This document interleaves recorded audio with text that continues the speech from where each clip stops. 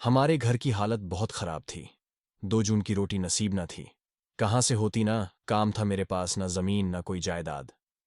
तो आखिरी फैसला यही किया कि हम भी दिल्ली शहर चले जाएंगे। वही मैं और मेरी जोरू बिजुरिया कुछ काम कर लेंगे। हमारा दोस्त जतिन भी वहीं दिल्ली के एक बड़ी फैक्ट्री में गार्ड की नौकरी करता था। उसी ने हमसे कहा कि आ जाओ तुम यहां, हम नौकरी लगवा देंगे। तब से मन में था कि दिल्ली ही जाकर कुछ काम करे। बिजुरिया भी खूब जिद की। हमने किसी तरह 1,000 रुपये जमा किए कि वहां जाने का किराया तो चाहिए ही था। बस क्या था, जतिनवा का फोन आया कि आ जाओ बच्चों और भौजाई के साथ, तुम्हारी नौकरी की बात कर ली है, 300-300 रुपये महीना मिलेगा और एक छोटा सा रूम भी कंपनी ही देगी। बस क्या था, अंधा क्या चाहता है, 2 आंखें ही ना। मेरे लिए भी ये बहुत था। सो अगले दिन दोपहर 3 बजे की ट्रेन से दिल्ली के लिए निकल गए। मैंने तो अकेले कई बार ट्रेन में सफर किया था, पर जीरू और बच्चों को लेकर पहली बार दिल्ली जा रहा था। जनरल बोगी में इतनी भीड़ थी कि पैर भी रखना मुश्किल था। सामान की बोरियां, सूटकेस, बैग्स, बर्तन की बोरियों के साथ इसमें इंसान भी ठूसे हुए थे। अगर किसी को लघु शंका लगी हो तो आप समझ लो कि 15 मिनट में आप अपने गंतव्य स्थान पर पहुंचेंगे, वो भी कई लोगों को चोट पहुंचाकर। इतनी बुरी हालत थी दिल्ली जाने वाली ट्रेन की। मैं वहीं खड़े खड़े सोचने लगा, ये भीड़ तो रोज की ही होगी। हर रोज इतने लोग दिल्ली जाते हैं, आखिर दिल्ली कितनी बड़ी है, इतने लोग रहते कहाँ होंगे। लगता है कि हजारों गांव के लोग भी कम पड़ते होंगे दिल्ली जैसे शहरों में। यही सोच ही रहा था अभी कि मेरा छोटा बेटा छोटुआ बोला, बाऊजी पेशाब लगी है। मैंने कहा, आजा बेटा, करा देता हूं। पर भीड़ देखकर तो मन घबरा ही जाता था। मैंने छोटुआ को कंधे पर बिठाया और एक हाथ से उसे पकड़ा और दूसरे हाथ से सीटों का सहारा लेते लेते लोगों के ऊपर से निकलता हुआ आखिरकार बाथरूम तक पहुंच ही गया। लोग ट्रेन की गलियों में निर्जीव बोरियों की तरह पड़े हुए थे। छोटुआ को बाथरूम में भेज के यही सोचने लगा, क्या पेट की भूख है, न जो सजीव को निर्जीव बना देती है, सारे दर्द को मिटा देती है। बस 2 रोटी की भूख ही तो है, जो कि इंसान दूसरे इंसान का दर्द भी नहीं देखता है, यहां तक कि कुछ रुपयों के लिए लोगों को जान से मारने में भी नहीं घबराता है। इतने में छोटुआ ने फिर आवाज लगाई, बाऊजी हो गया, चलो आजा छोटुआ। कहकर मैंने फिर से उसे कंधे पर बिठाकर अपनी सीट पर पहुंचा। जैसे तैसे भूखे प्यासे हम सब दिल्ली पहुंच गए।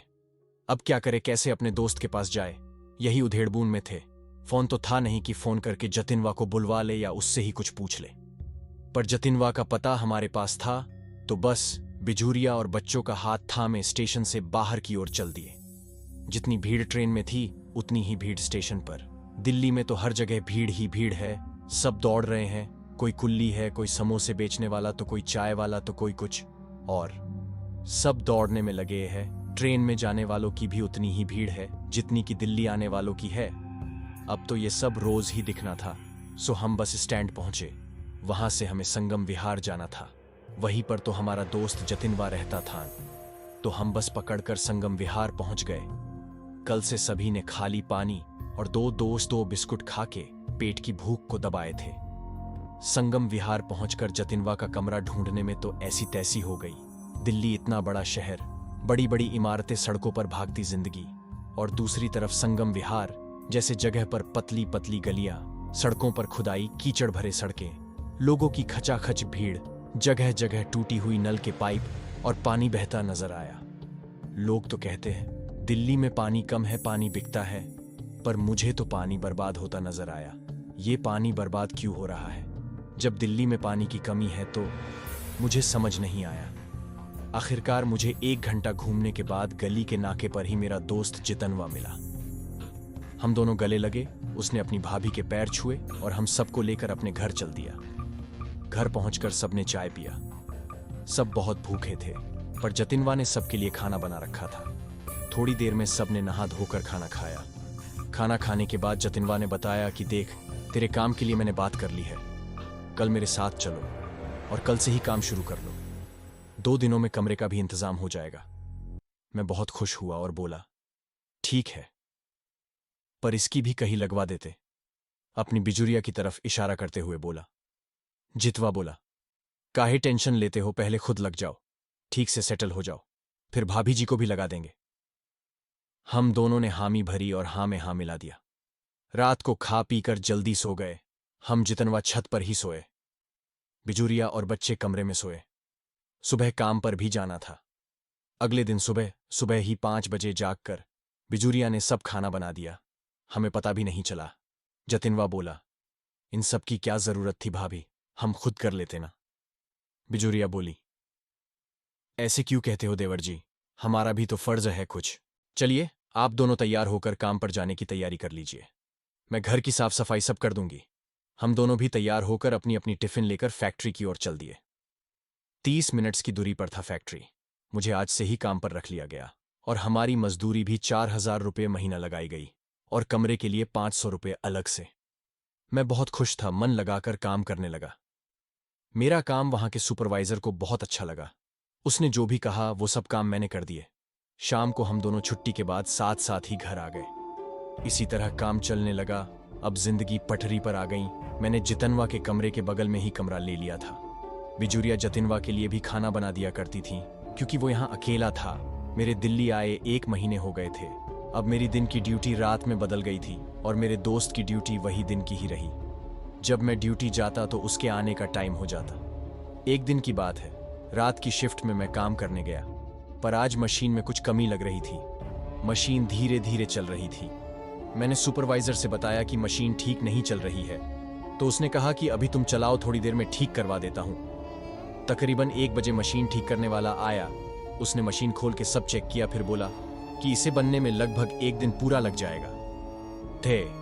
फिर क्या था, सारी मशीनों पर पहले से ही लोग काम कर रहे, तो सुपरवाइजर ने कहा, अगर घर जाना चाहते हो तो चले जाओ, आज की पूरी तनख्वाह मिलेगी और यहां रहना है तो यही रह लो। मैंने सोचा कि घर ही चलता हूं, आराम से सो लूंगा। यहां तो इतना शोर है, क्या करूंगा, यहां रहकर परेशान ही हूंगा। ये सोचकर मैंने गेट पास लिया और घर की तरफ निकल गया।